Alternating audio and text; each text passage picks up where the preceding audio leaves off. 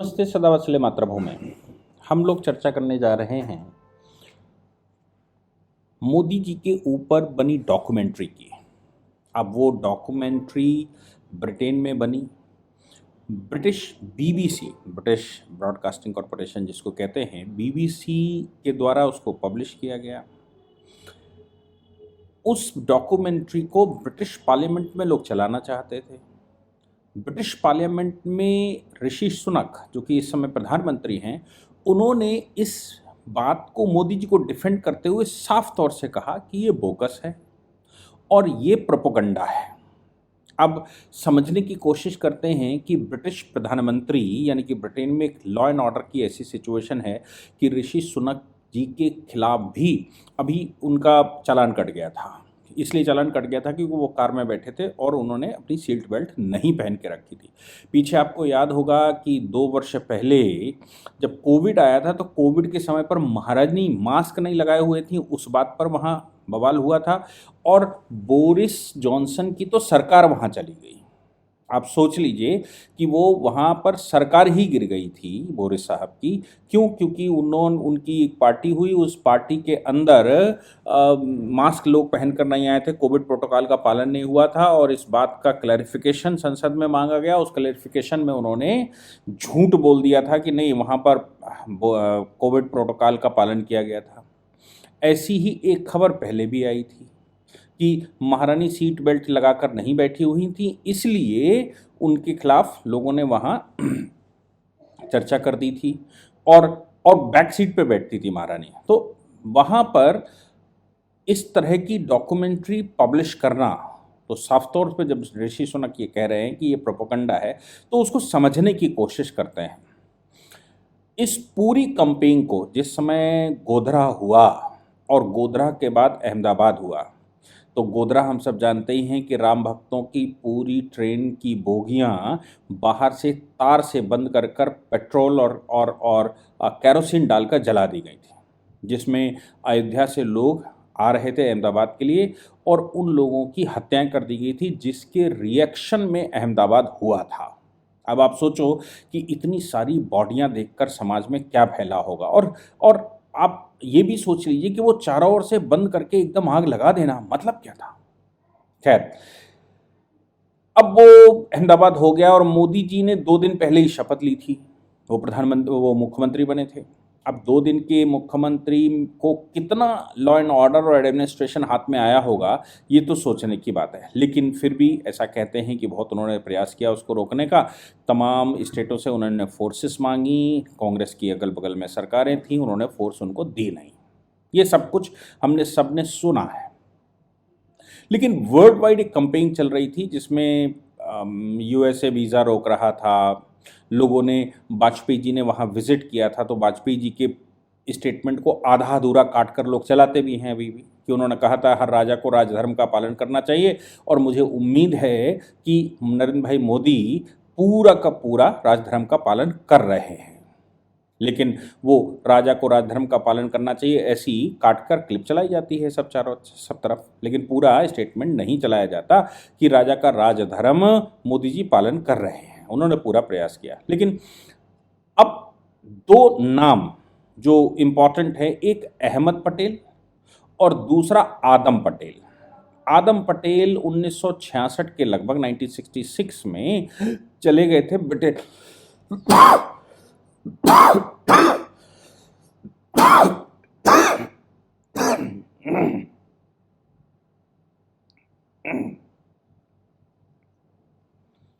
आदम पटेल 1966 में ब्रिटेन चले गए थे और वहाँ जाकर उन्होंने वहाँ की नागरिकता ले ली थी। बाद में वो पहले लॉर्ड बने, मतलब लॉर्डशिप की उपाधि वहाँ पर दी जाती है और हाउस ऑफ लॉर्ड्स का मेंबर बन जाता है और लाइफ टाइम मेंबर रहता है कोई भी व्यक्ति।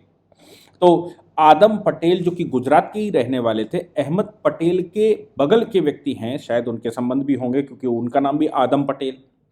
तो आदम पटेल ने ब्रिटेन में एक पूरी की पूरी वो एक ग्रुप बनाया। वो ग्रुप गुजरात गया, गुजरात में जाकर उसने अपनी रिपोर्ट तैयार की। वो रिपोर्ट 2000 पेजेस की रिपोर्ट थी, जिसमें हर जगह पर 2-3 नाम मिलते हैं जिसमें आदम पटेल प्रमुखता से अपने स्टेटमेंट दे रहे हैं, जो कि अब उस समय भारत के नागरिक नहीं थे। जिस समय घटना हुई उससे 37 वर्ष पहले ही भारत छोड़कर जा चुके थे, लेकिन ये अपना स्टेटमेंट दे रहे हैं और खूब बड़ी दाढ़ी, मूछें साफ। आदम पटेल के स्टेटमेंट के आधार पर वो रिपोर्ट तैयार की गई थी, दुनिया भर में प्रोपेगेंडा हुआ था। बाद में आदम पटेल स्वयं मोदी के बहुत बड़े मुरीद हो गए थे। मोदी जी से वो जब मिले तो मोदी जी से उन्होंने क्लैरिफिकेशन लिया। क्लैरिफिकेशन के बाद जब मोदी जी ने साफ बताया कि इसमें सबसे बड़ा रोल तो कांग्रेस का था, जो दंगे को रोकने के लिए फोर्सेस नहीं दे रही थी। गुजरात में जितनी फोर्सेस थी उतनी फोर्सेस ने पूरा प्रयास किया, और जब तक सेंट्रल की फोर्सेस आई तब तक 2-3 दिन बीत चुके थे, क्योंकि सेंट्रल की फोर्स पहुंचने में टाइम लगेगा। और दंगे वहां हो ही रहे थे, क्योंकि गोधरा का उबाल अभी निकल नहीं रहा था, क्योंकि गोधरा में तो जिंदा लोग जला दिए गए थे, वो विराम भक्त जला दिए गए थे।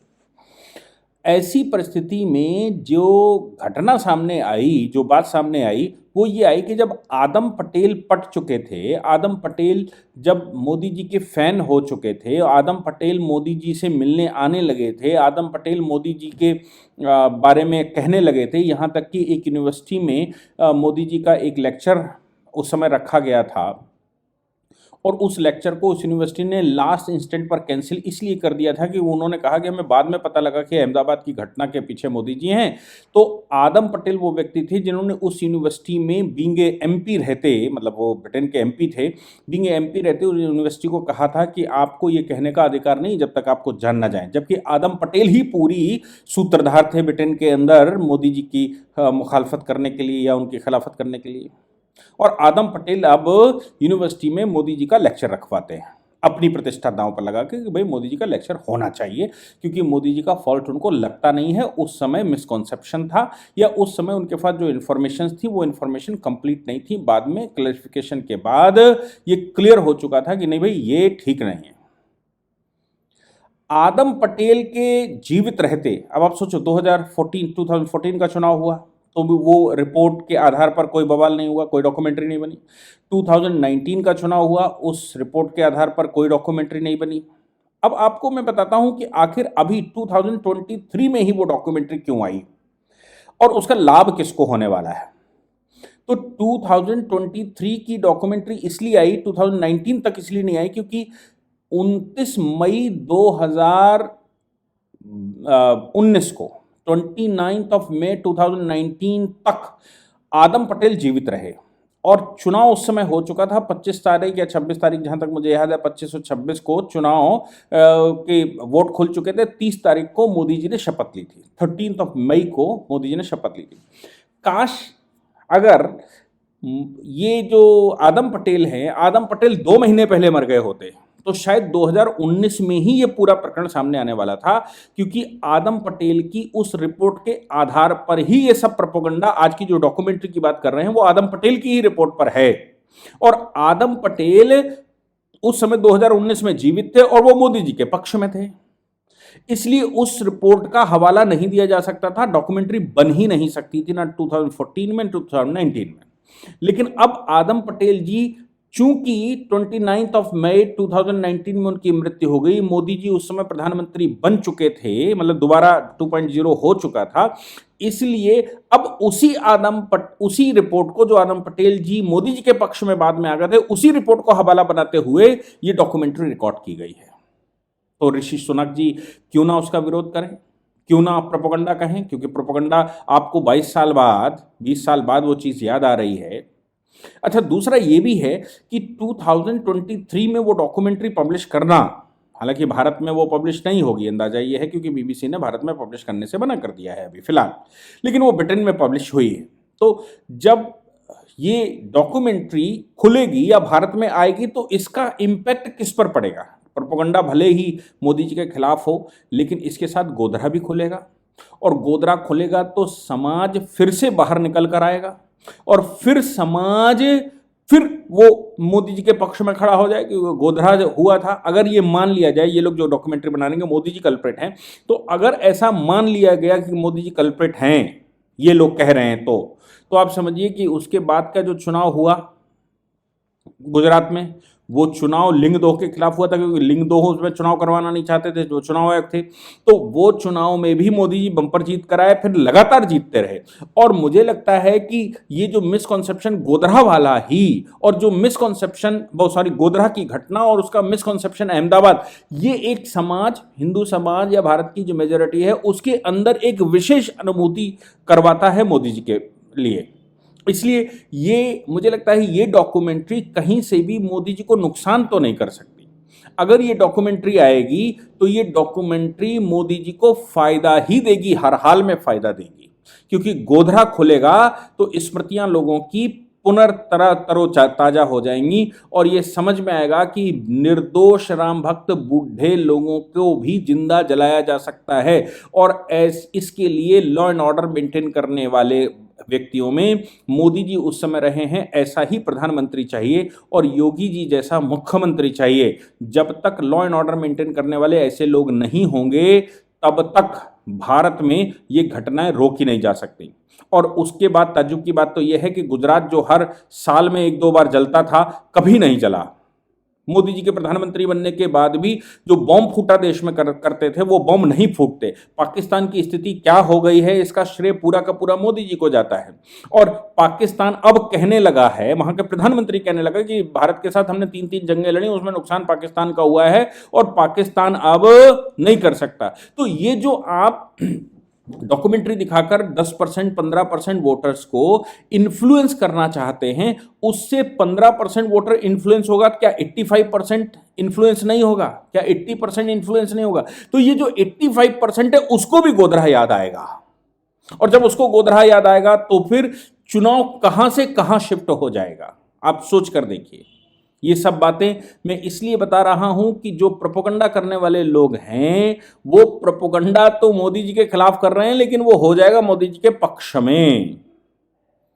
पाकिस्तान लगातार अब इस बात के लिए उसको इल्म हो चुका है कि मोदी जी बहुत बड़े आर्किटेक्ट हैं और पाकिस्तान को बर्बाद करने के में मोदी जी की अहम भूमिका रही है, ये पाकिस्तान स्वीकार कर रहा है। इस समय पर पाकिस्तान में पाक ऑक्युपाइड जम्मू कश्मीर के लोग आंदोलन कर रहे हैं, बड़े स्तर पर आंदोलन कर रहे हैं और कह रहे हैं लद्दाख का रोड, करगिल रोड खोल दो ताकि हम वहां जा सकें। आप नहीं खिला सकते तो वो हिंदुस्तान में आ सकें। वो कह रहे हैं कि अगर हम हिंदुस्तान हमको अपना हिस्सा मानता है तो वापस ले लो।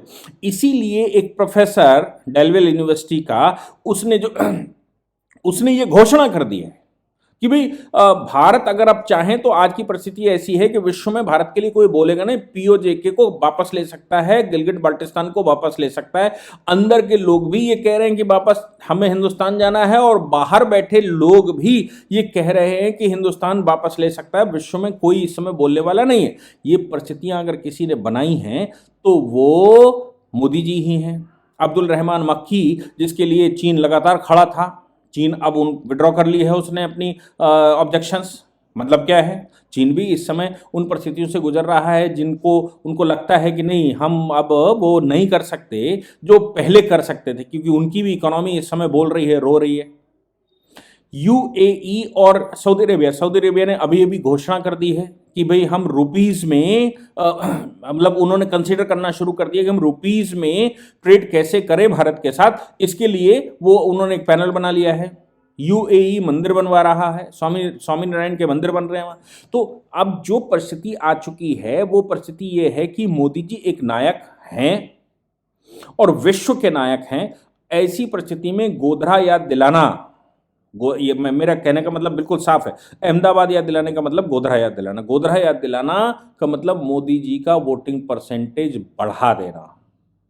क्या होगा आगे वो तो भविष्य बताएगा, लेकिन ये डॉक्यूमेंट्री वाला जो खेल खेलने वाले लोग हैं ये तो ऐसा पांसा फेंकते हैं कि वो जो जाता है वो मोदी जी के फेवर में ही जाता है। जय हिंद, जय भारत, वंदे मातरम।